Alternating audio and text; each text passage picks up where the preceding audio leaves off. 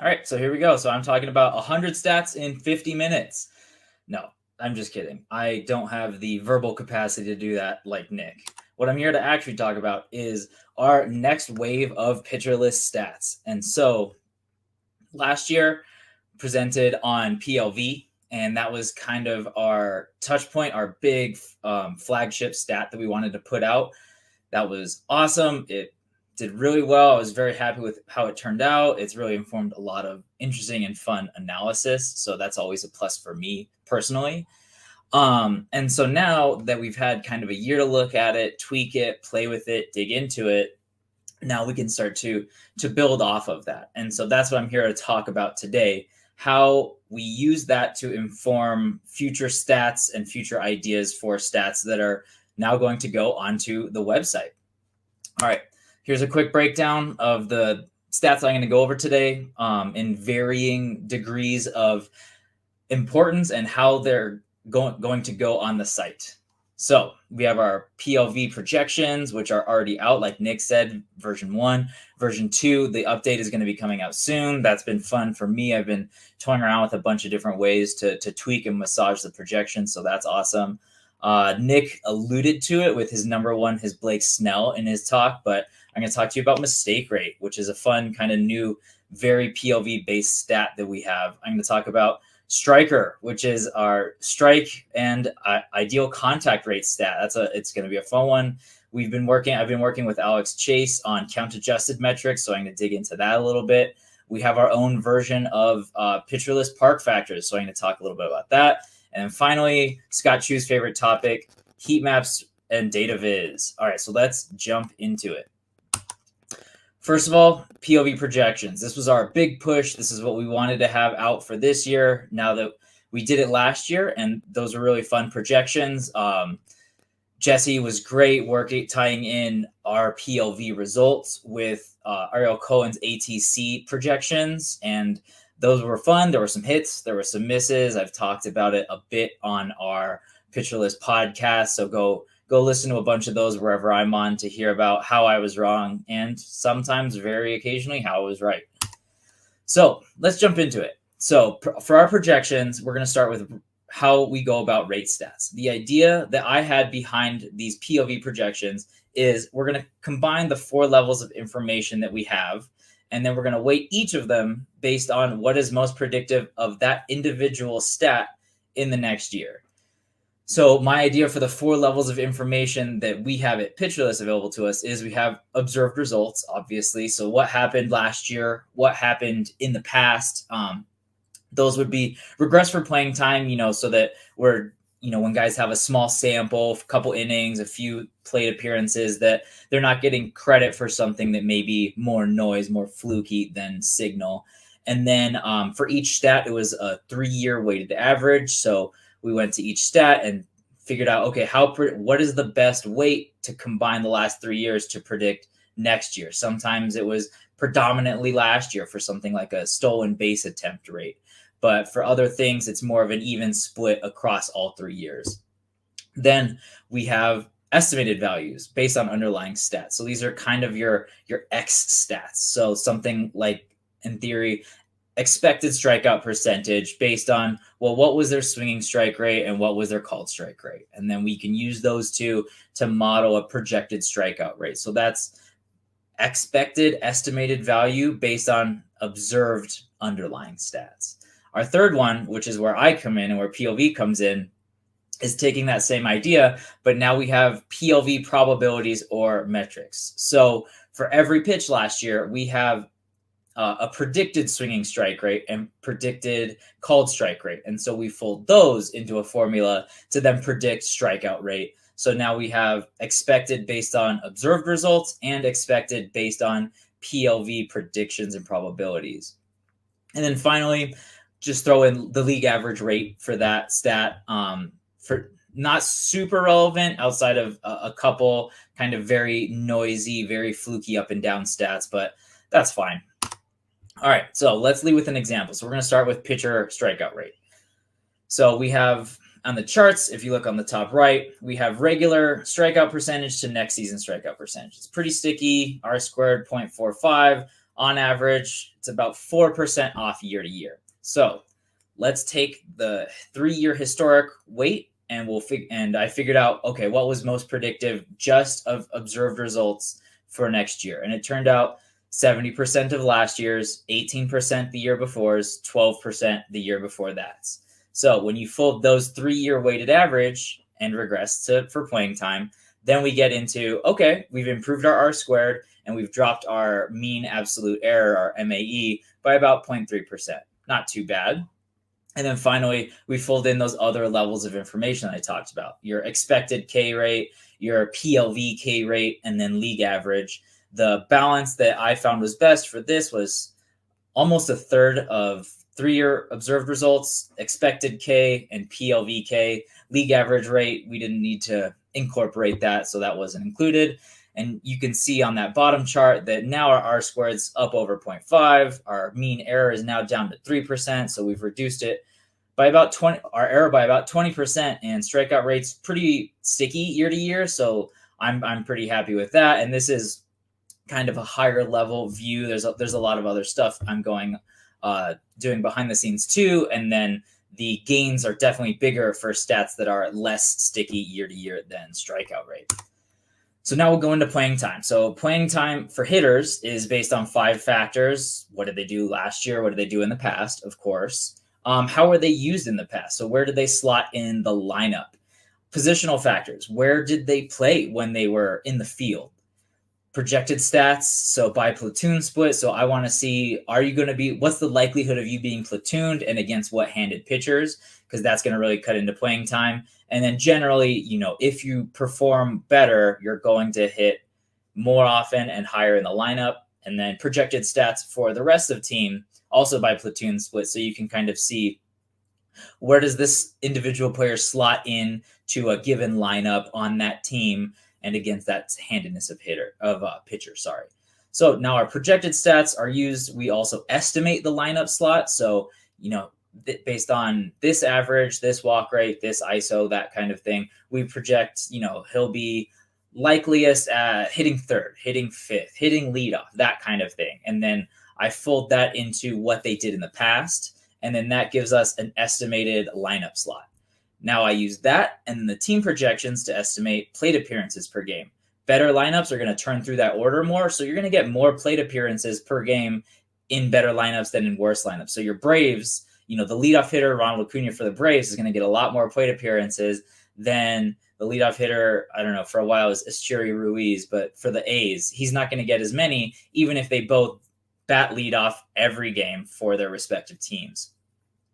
That plate appearance per game is then multiplied by a games played estimate. So that's going to be based on past years, what their injury history is. And then also that's going to get that positional factor folded in. If they're DH only and the team has a couple DHE kind of guys who are bad on defense, that's going to eat into your playing time. Or, apparently the entire Cincinnati Reds organization can play third base. So trying to divvy that up and make sure that, that guys get cut in, that sometimes they're going to play third base, sometimes they're going to play DH, sometimes, they're going to be in the outfield, sometimes they're going to ride pine. So trying to figure out what the balance of that is helps inform our playing time estimate.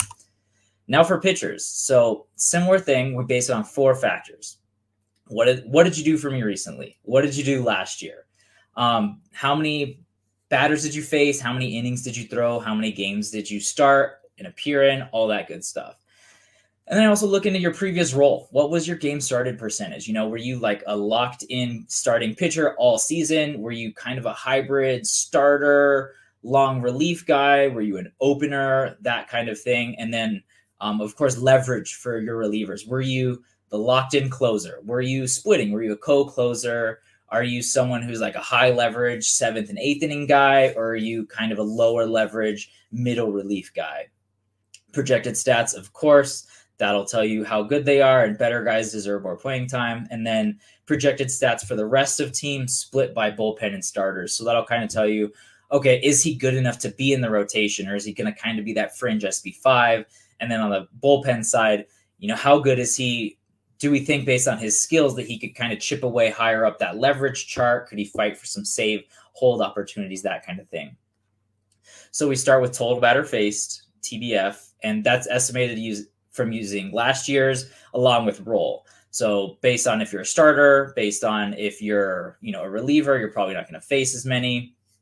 So that get a total batters faced, just a general projection. Then we take innings pitched from that based on your projected stats. So a guy with a high strikeout rate is going to have, he's going to see fewer batters per inning because he's just mowing them down, versus a guy with a high walk rate or a high home run rate.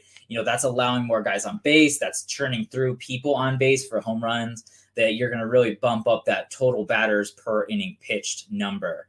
And then finally, we take the number of appearances or starts and derive that based on, okay, well, how many innings do we have projected for them? And that's going to be based on, what their split was last year. How many innings per start or how many innings per appearance is going to be based on projected stats. If their ERA is lower, they're probably going to get more innings pitched per appearance. And then, like I said, past duration of appearances. Awesome. So that was the projections. It's a lot. Everyone should go check it out. It's for PL subscribers. I've been very pleased with how it turned out, and I'm even more excited because the updates that I'm putting out now show a lot of improvement. They make a lot more sense to me, and they've shown to be a lot more predictive of past results and projecting them forward. So I'm really excited for that. Everyone should definitely go check them out. All right, moving on. Now we are at mistake rate or mistake percent. This is one that Nick and I have been pretty excited about. It's pretty fun, pretty intuitive with the tools that we have at PitcherList now. So the idea behind mistake rate is we can now individually value every pitch thrown in baseball.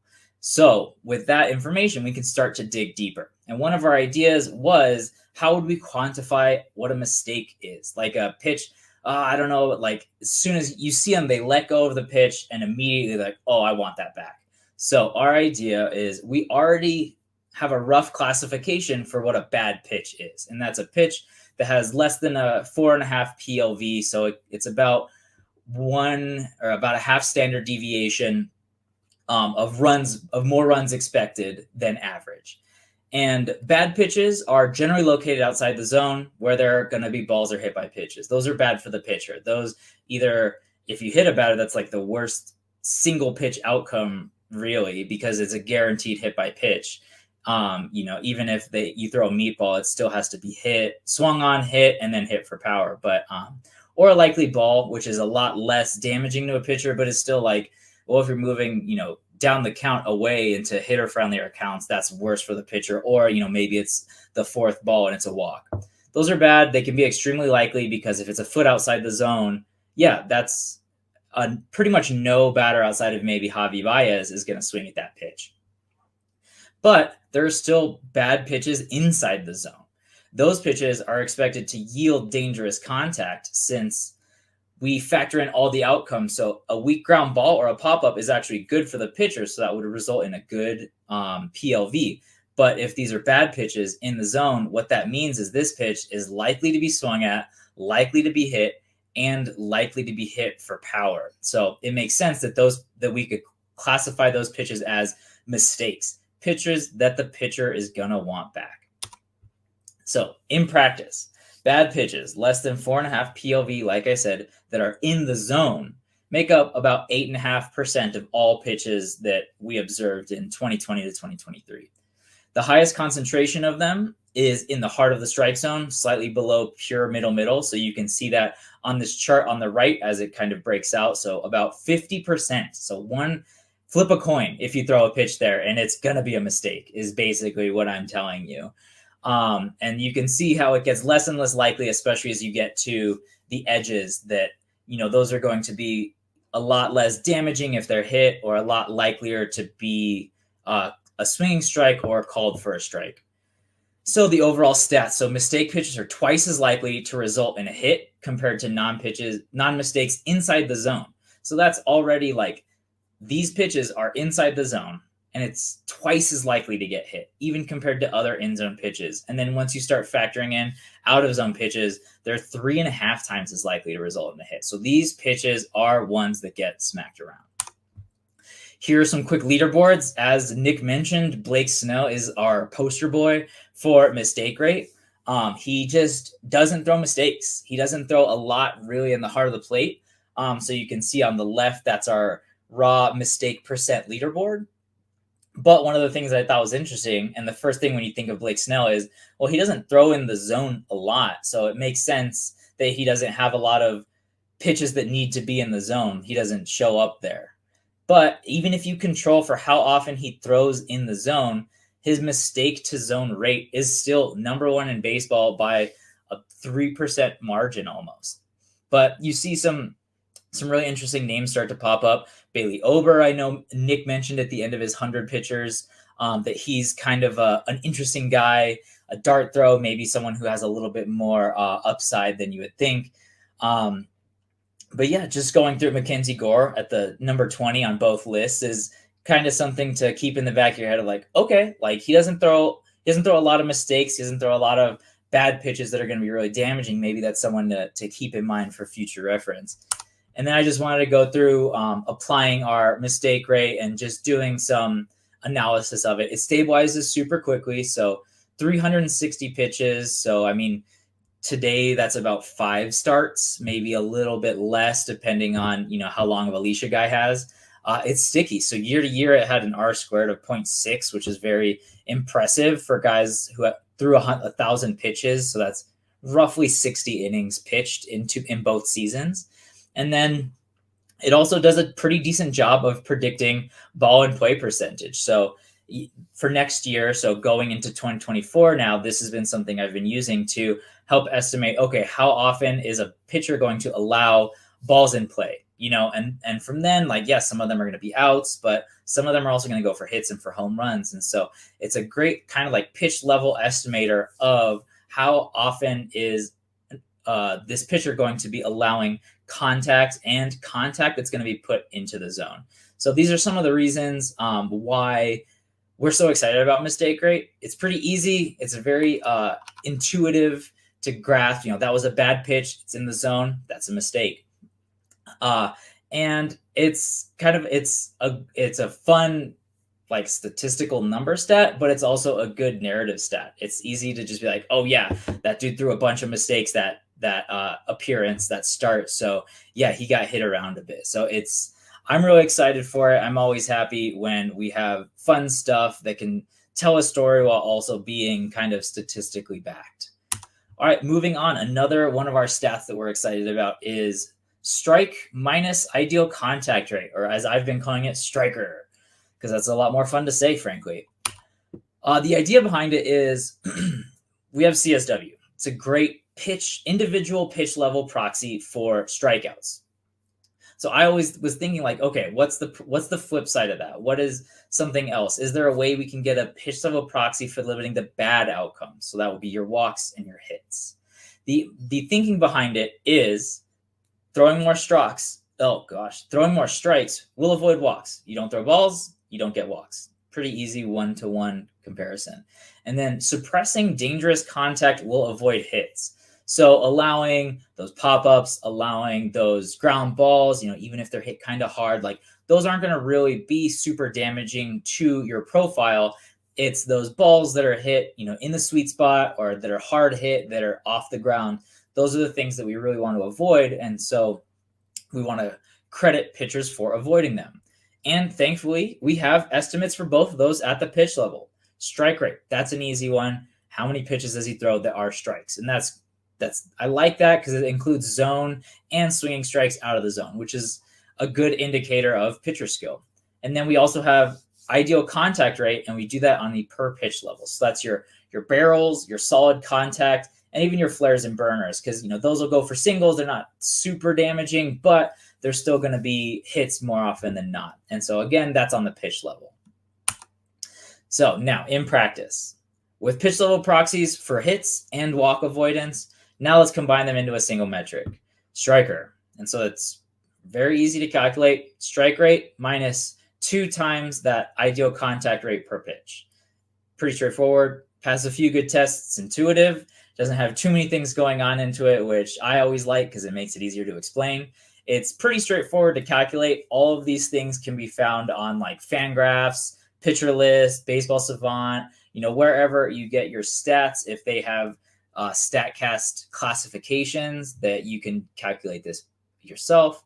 And it provides a good answer to our goal of measuring walk and hit avoidance, that it shows guys are pounding the zone, but they aren't getting hurt by it. So here's our quick leaderboard. Top 20 by striker. So Spencer Strider, of course, the dude just pumps gas. So he throws a ton of strikes and also does a great job of limiting ideal contact. I know Nick was down on his ERA because he allows hard contact, but I think he just got done in by maybe some poor sequencing luck. But number 2 is one of my personal favorite guys, George Kirby. I love his approach of just never throwing balls. That I think that's really cool. I think that it's awesome to see him succeed with this. So yeah, he's easily number 1 with strike rate. And even though he's pretty bad, honestly, at suppressing dangerous contact, he's still, just by dint of throwing so many strikes, is number 2 on our leaderboard here. And then we can look at the bottom 20 over on the right and seeing some guys who struggle with control. So your Kopechs, Manoah's been pretty tough with that those guys are going to show up at the bottom. I mean, Kopech's throwing under 60% strikes, which is just, that's not a recipe for success, even if you manage contact well, and he's only middling at that. But you also see some interesting guys there. So ranked 132 was Kyle Freeland, who's really good at throwing strikes. He throws it about 66% of the time, but the dude just gets walloped. And that's not even including the home park. That's just taking the batted ball at the time of contact into account. So once you see him ranking so low down this list and then fold in the park context on top of that, you'd be like, oh yeah, he's really someone we want to avoid. All right, now let's look at striker in practice. So here's just a quick distribution of guys who threw 1,000 pitches. So league average is about a 54%. And then your 10th and your 90th percentile are about 3.5% off of that. It's not quite as normal as I like, but I do like that it is centered pretty strongly, that the percentiles are about evenly distributed left and right, but looks pretty good, pretty intuitive to kind of say like, oh yeah, 54% average, and you can go from there pretty easily.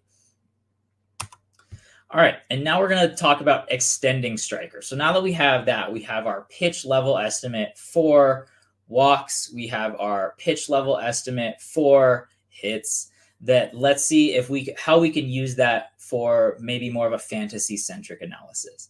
So an easy and obvious extension would be whip. We have walks, we have hits. Now let's try and get that and pivot it to a per innings pitched estimate.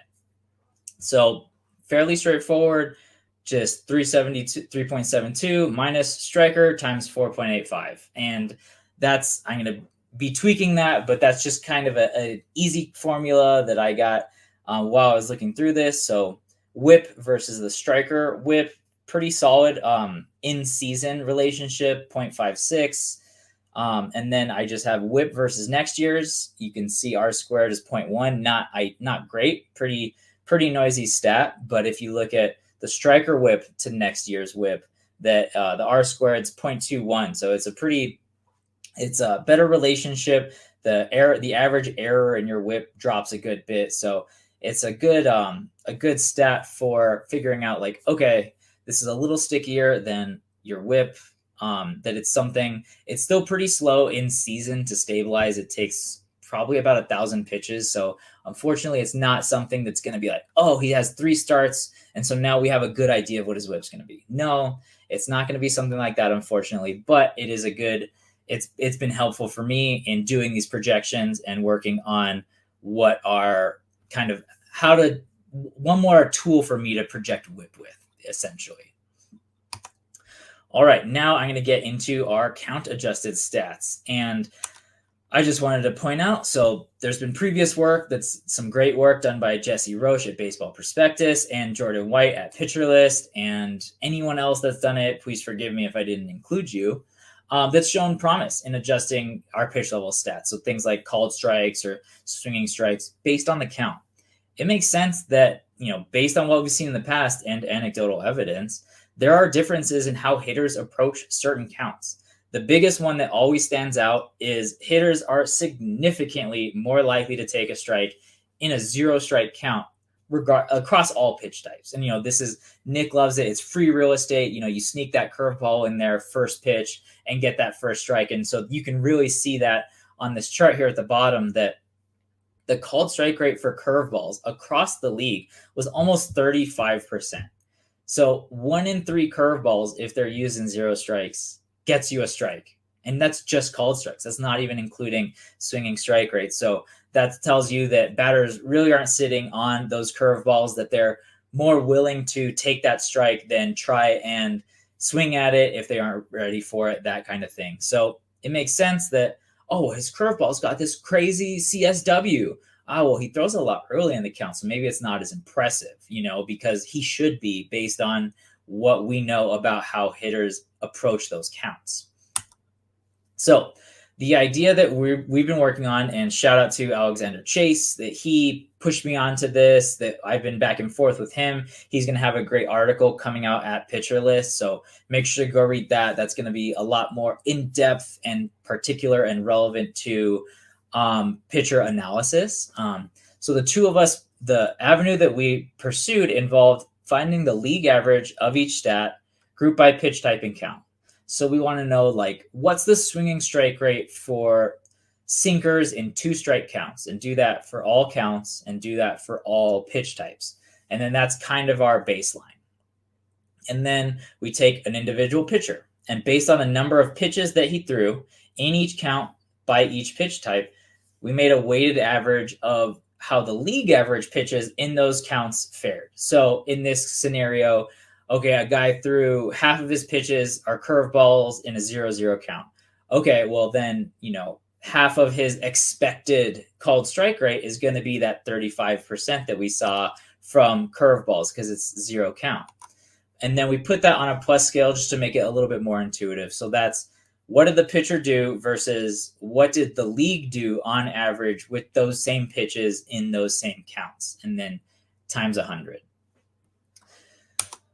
And then here it is kind of in practice. And like I said, go check out Alexander Chase's article. When it comes out, he's going to be putting a lot more words and probably a lot more coherent arguments into how to use this stat. But for me, this is an exercise in providing context. But it does help to highlight how impressive some performances are, even if they're not quite as flashy, or the number, it's over 9,000 on the surface level.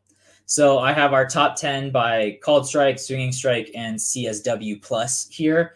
Some of the ones that really stood out to me for called strike were Wade Miley, that he had a 120 called strike plus, and you might not think that he was really a called strike machine, because his 18% is over a full percentage point less than any of the other guys. Oh, sorry, these should all be top 5. I can't count. Math's not my strong suit. But so these are all top 5. So he's at 1% less than all those other guys in the top 5, but he also had a much lower expectation based on the counts he threw it in. So that tells me, he's throwing more pitches later in the count, which means that he has less likely for them to just take those pitches. So that's kind of a helpful one that bubbles up. And then swinging strike, Spencer Strider, elite, 80 grade tier swinging strike rate. We all knew that. But someone like maybe Zach Wheeler, that, a sub 15 swinging strike rate, how is that top 5? And it's because, his expected one, based on the counts he's throwing these pitches in, is super low, 11.4%. So he's got that 129 swinging strike plus, which is better, than other guys that you're not seeing on there. The stuff artists like your Tyler Glasnows, they just have higher expectations based on the counts they're throwing their pitches in. And then finally, we have our CSW. Pretty straightforward. Michael King bubbling up to the top there. Definitely an interesting guy. I know Nick was talking about him in his presentation, but he's someone that I'm definitely going to be digging a little deeper in. That CSW rate is super impressive. I mean, number 2 in our leaderboard, which was 1,500 pitches minimum. So guys with about 100 innings. So that really stands out to me. He's definitely someone that I'm going to be bookmarking. This is a dart throw I'm willing to make. Based on these plus these count adjusted stats, he may be a guy who has more skills than the surface level stats might show. All right, moving on to our next one. something that I've been working on is doing our own version of pitcher list park factors. So how I went about this, and there's different flavors of park factors depending on what site you go to. Statcast and Baseball Savant have their way. Fangraphs have their way. This is not saying that any of them are wrong. I just took a different philosophical approach, and that has kind of afforded us a little bit a more interesting sandbox to play in as far as what we can do with it, how we can interpret the values. So based on my process was take observed batted ball results and compare them to expectations. Not groundbreaking, but one of the differences in my process is I did it from a model that used 3-directional batted ball input. So your launch angle, your exit velo, those are pretty standard. Those are understood. That's your ex-WOBA stats. But I also incorporated in spray angle. So pull, oppo, and then in different parks so that we could start to see like, oh, okay, like let's see, what's the best park for opposite field doubles, homers? What's the best field? What's the worst field for, center, like homers down the center? And it's Kansas City, it's Detroit. It's those massive, big, sprawling parks that are not also in cores. But this also allows us to do something fun of like, okay, now we have a leaderboard. What are our best 5 parks for right-handed pull hitters? So basically all of the places that Isaac Paredes wants to call home. And that's Boston, would make sense. That Green Monster really pumps up the hits allowed. So your singles, your doubles, it's about league average for homers. But man, those extra base hits that it adds really are to the benefit of pull righties. Houston, Alex Bregman's been making a whole career out of pulling his fly balls. So that makes sense. That's going to show up high. Cincinnati, Great America Small Park, as Nick talked about. And yeah, so you can see kind of the mix of what parks are good and then how they're good. This Houston's great for homers, but it's maybe not as great for like your average. That there's more doubles but fewer singles, and since singles happen far more often, it's a slight minus for average. But when they do make contact, it's probably going to go for more extra bases than you think. And then flipping over to our best parks for lefty pull hitters. So Colorado, of course, Coors is huge and spacious. That one makes sense. Cincinnati, again, Great America Small Park. But you get some other interesting ones of Arizona, Philly showing up on both lists. So if you pull the ball, you want to go to Philly. But yeah, this allows us to have some more context, some more granular levels with which to play. It allows us to do more, to take an idea of, okay, well, Isaac Paredes pulls all of his fly balls, and we know like, okay, this park has a good homer factor, but now we can see like, okay, specifically for this, or maybe for someone like a Bo Bichette, that he sprays the ball all over the field. Okay, how beneficial are those oppo hits? How likely are they to land, at his home park in Toronto? And how likely are they to go, for maybe a double as a line drive, like that kind of thing? That it allows us to now take what we know about hitters, and I'll get into my batted ball profile hitter app coming up, but it allows us to kind of take where their batted balls go and now apply into, okay, well, how does this park help or hurt their specific batted ball profile? And I think that's really interesting. And I've been using it a lot to help fuel the PLV projections. Spray angle, kind of a noisy stat, but it does provide the park factors themselves do provide a little bit of benefit when park adjusting all of these stats that we have. All right. And now, if you've been following me on Twitter, I have been pumping out all sorts of heat maps, data visualizations. And so I wanted to talk a little bit about those. If you haven't been really following in the off season, that's fine. I totally get it. There's a lot of other stuff going on, but I've been doing a lot of work with the help of our Pitcher List community, putting ideas out there, putting edits out there. And, even some of the data viz from last year, I just wanted to get everybody back up to speed and let everyone know, what's going to be on the site. What are some of the benefits for our Pitcher List subscribers? So let's jump in. Question: how many web apps is too many? Answer: the limit does not exist. I am a huge fan of just pumping out as many of these as I can to try and answer all the questions I can. That I love this stuff and I love putting it out in a way that we can share it with, our pitcher list community, with our writers who can then dig deeper, do more granular assessments. One of my favorite things is providing kind of these tools that serve as jumping off points for people to go deeper or to look at like, hey, this player did X compared to the league, or this player does Y and Z that's different than last year. That I love providing the tools to allow people to do that a lot easier. So yeah, let's dig into some of the specific ones that I was talking about. So heat maps. One of the big ones is pitch locations. This helps us to identify how a pitcher approaches different handedness of batters with different pitches. So one of the ones that I really love is Zach Wheeler just exclusively jams hitters with his sinker. And I mean, absolutely to righties, that pitch is coming in. It is riding in on your hands. You're not going to get it away. But the same thing is true even for lefties. Even with that pitch movement, he still pumps it in inside. He does not mess with the outside of the plate. And so that helps you get an idea of like, okay, here's what this pitch is, and here's how he specifically uses it. And I think that that's really cool that helps inform, okay, what's his process? What does he go through?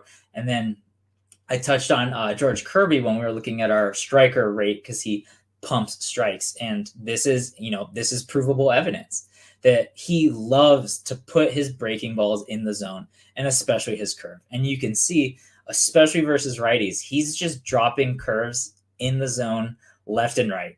And to me, that's great for strike rate, but I know it can be kind of suspect as far as like, well, if you hang one or if the batter's sitting on it, that could get smacked around. So it's an interesting high risk, high reward. I mean, his stuff is pretty good. So he can also get some swinging strike rates on those pitches, but it is just cool to see that, like, yeah, he really just pumps the zone with those breakers and doesn't throw them below the zone as often as you think.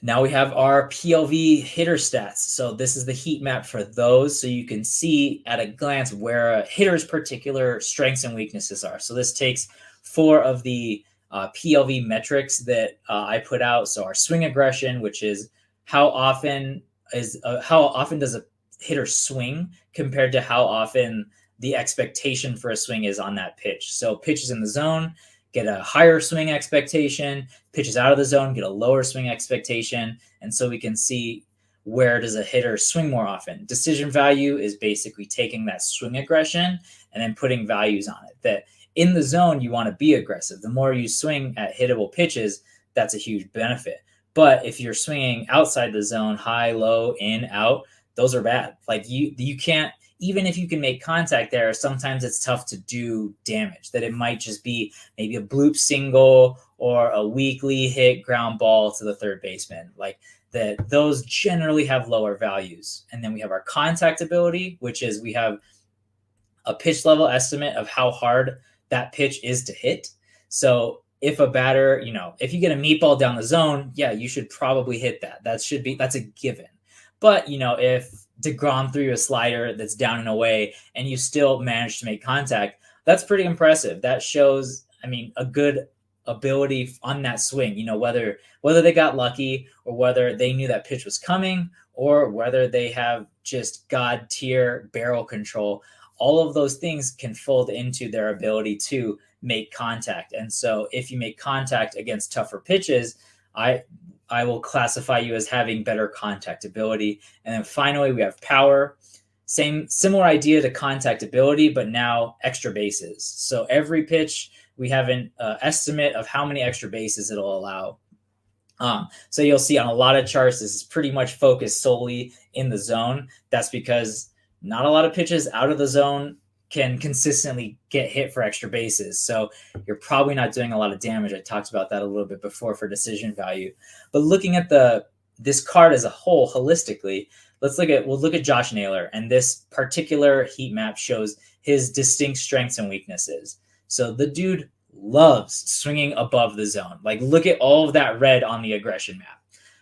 The problem is that's a bad place to swing at. That's a low decision value, usually because it's going to be those are generally fastballs above the zone, and that's where fastballs play really well as far as getting swinging strikes. So guys generally kind of swing underneath that fastball, just blows by them, blows above them. So there's usually a high swinging strike rate there. What's interesting for Naylor is he's actually really good at making contact there. So he's definitely above average. That there's a reason he's swinging there, and it's because he's shown that he can hit those pitches. And so it makes sense that if you are capable of hitting those pitches, you're probably going to be likelier to swing on them.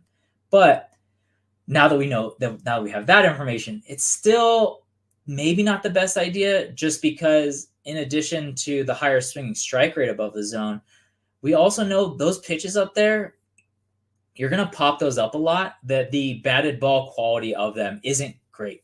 That they're either, unless you can really get your swing behind it and just launch that moonshot homer, that you're probably going to get under these. These are going to be a lot of fly balls that either die in the outfield or pop-ups that don't even make it to the outfield. And so it's an interesting, you can see why he has the approach that he has, but you can see maybe some of the limitations on it when you're projecting these skills and abilities going forward. And this card helps you do that. It helps you at a glance kind of see like, okay, good here, bad here, good here, middle here. Okay, and then fold all that together. Now we have kind of a narrative of what his approach is and how it works and doesn't for him. I mentioned this earlier, and we have batted ball profiles. So this is just looking at how often a hitter hits at various launch angles and at various spray angles. So like 2D, doesn't matter how hard they hit the ball, but it is just what is the direction that ball is coming off their bat. So, one of the fun ones, he's been kind of the talk of the offseason with his, 30 homer season this last year with middling expected stats, is Isaac Paredes. And you can see in that chart at the top, the dude pulls everything and especially pulls balls in the air. And that's going to be great for your home run hitting ability. The studies have shown that results are better as you get more towards that foul pull to your pull side. And especially for a guy like Paredes, that Tampa ran a slightly higher than league homer factor pull side for righties. And so that's like another thing that our park factors kind of can help us show. And so you can see like, okay, he's got an approach that is just pull it all in the air. He's got a park that benefits that. And that's how you end up with a 30 homer below average expected stats season. And I think, he's shown this fairly consistently. I don't know that he'll hit quite as many, but I definitely think he's going to hit high 20s homers, just because this is a profile that does what it says on the tin, that it hits home runs. Another interesting guy that's come up this year this offseason is Matt Chapman, and how he's kind of the poster boy for the most barrels to the least homers, that ratio of barrels to homers, that he had one of the worst in baseball. So it's like he's hitting the ball super hard and at good launch angles, but like they're not going out of the park. Why is that? And so this was one of the things that I wanted to take a look at. And you can see on that chart on the bottom, we have how his 2023 compared to his 2022 season. And this year, he hit a ton more balls oppo. So many, and especially and problematically, that fly ball, that low fly, high line drive, that he really dropped those off to his pull side this year, and he really bumped that up to his oppo side last year. And that's going to, regardless of park, that's going to be pretty detrimental to his home run rate. So this is something that can help you identify, like, okay, that helps explain it somewhat. That could be a slight boon to his average, because now he's more of a all fields hitter. But that kind of explains some of the power drop off, and it gives you the idea, well, if he can tap back into that 2022 profile, based on how hard we know he hits the ball, that barrel rate, that maybe we can project, or maybe, that's an avenue for him to tap into more power. This is one of Nick's favorites that I threw together, the pitch analysis cards. So this gives you a high-level overview of a given pitch's characteristics and usage. This is how I think whenever anyone asks me, oh, well, why does the model think this pitch is good or this pitch is bad, then like this is basically just my thought process. Okay, where does it go? How does it move? And then at the bottom, okay, how do all of its characteristics relate to the rest of the league, whether that's average or because they're super elite? Like that, this kind of helps me. I call it my PLV diagnosis card. That it helps me figure out, okay, how did we like? Why does the model kind of think how we got there? Because unfortunately, it's a little black boxy, the PLV model, and so this kind of helps you like, oh, okay, he's good at this, he's bad at this. Maybe it's not a linear relationship, but it makes sense that these qualities can kind of add up to be an above average or a great pitch. So in this case, we're looking at Paul Sewald's four-seamer, which is like, it's a 92-mile-an-hour fastball. How is it one of the best pitches by PLV? Well, it's because even though he's got pretty decently below average velo and induced vertical break, it gets he releases it fine. 6.5 foot extension is about average. It gets slightly more horizontal break, so arm side break, than most fastballs. That could be good, could be bad. Is it more of a sinker? Well, the difference between him is because he's got this super like low arm slot, he gets elite vertical approach angle. And especially when you adjust that for where his pitches are, that it is like top of the scale, 80 grade VAA. And that helps him because he, as you can see by that location plot, he generally locates the ball up. He's not throwing all over the zone. There's not a lot that's flirting with the bottom, where maybe it won't kind of that rise, that flat fastball won't play up as well down when you pitch down. So that's kind of helps me like, okay, he's got decent enough other traits, but combined with this elite VAA and his like very quality locations, that it's up in the zone and it's close to the zone on average. And you can see that kind of in that X zone percentage, that usually it's going to be close to the zone, close to a strike more often than not. And so those things all fold together for, okay, that's how he got to a high PLV. Another interesting thing, I just added it earlier this week for these cards, is now we have a date slider. Unfortunately, I don't have slides because it was so recent. But, follow Nick. He was talking about, I think it was Nick Pavetta's slider, and how he pivoted from a more gyro traditional slider to the whirlybird, the sweeper slider, and how like earlier in the season, it was kind of a middling meh slider value. PLV was average.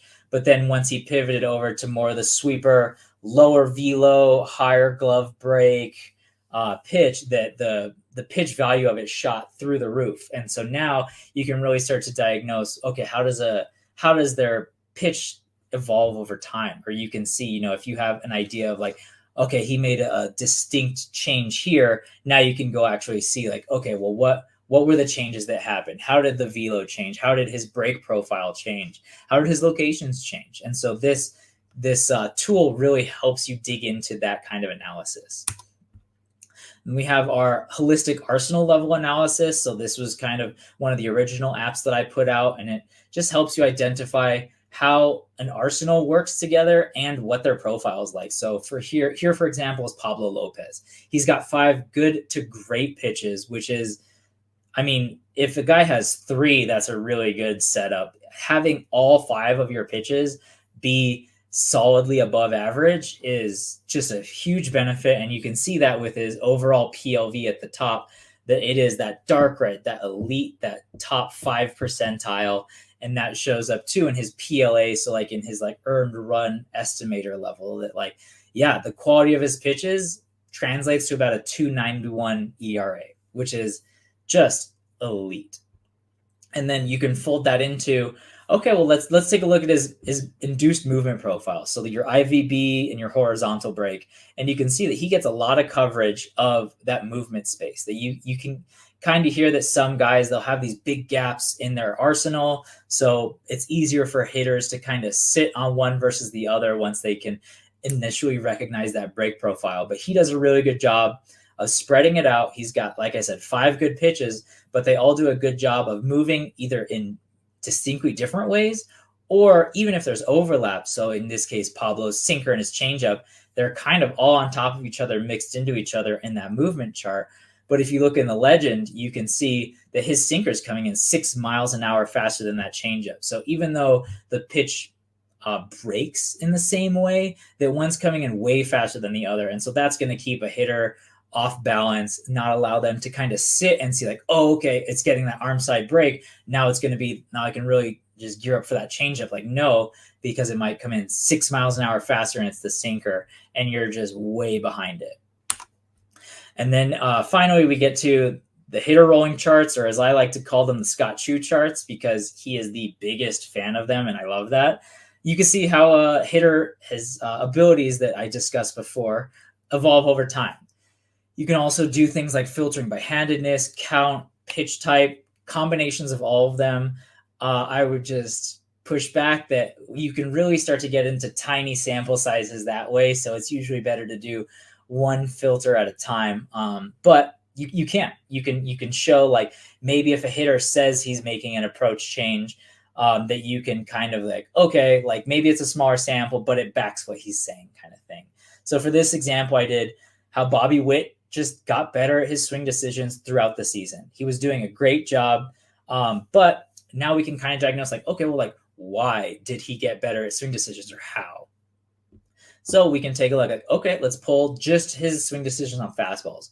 Okay, he started out terribly. He was pretty solidly below the 10th percentile. So he was in the terrible to god-awful level of swing decisions at the start of the year. But over the rest of the season, he really brought that up to what is an insanely impressive league average rate. You know, that for him, that improvement is wild, just getting to league average.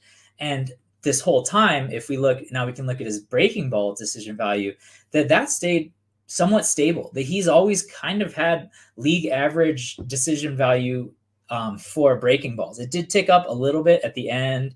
But so you can see like, okay, this is like, he's always been fine. He could always handle his breaking balls, but the swing decisions just went through the roof for the fastball. And so now, you know, you can see kind of in the x-axis at the bottom, you get a lot more fastballs than other pitches. And so if you can really improve on those fastballs, yeah, that's going to be a huge benefit to your overall season line. Whew. Well, and now to wrap that up. So all of these heat maps and data viz, I have web apps out for them right now. In season, these are all going to be located on the site and will be available to PL subscribers, like Nick said. We're going to keep the current apps available in their locations for past seasons, so you can kind of see like, okay, what was this 2023, 2022? We have it. All of these have data going back to 2020, so you can sort through that way.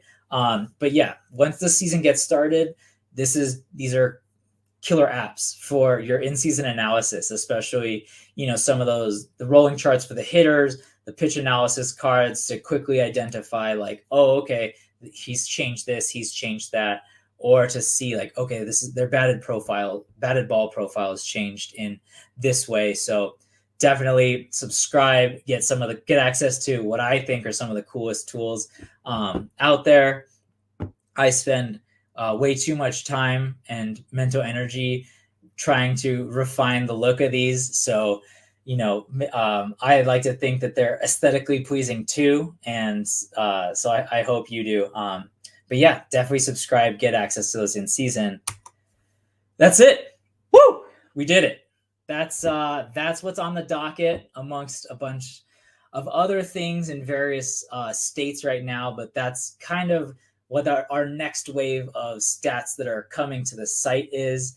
That I'm so excited that we're doing all these kinds of things, that we're doing all of these, that it'll be put out into the public, that it'll be on the site, that this is what's going to be feeding just the killer analysis, either, you know, Nick doing his SP roundups, his videos, or our awesome writing staff putting out just in-depth articles, helping explain like why you should believe in this guy, what changed, how hitters are approaching these pitchers, all that kind of stuff that I love having.